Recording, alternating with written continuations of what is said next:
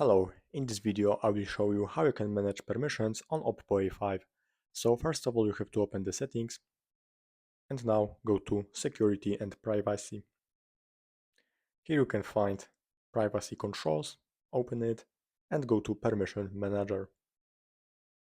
From here you can select what permission you want to manage. So let's take calendar for example, and now I have allowed apps for calendar over here. So if you want to uh, disable these permissions from some apps, you have to open it and click don't allow over here and don't allow anyway.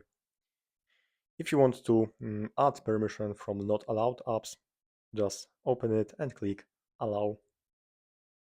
So that's all. Thanks for watching, subscribe this channel and check my other OPPO A5 videos.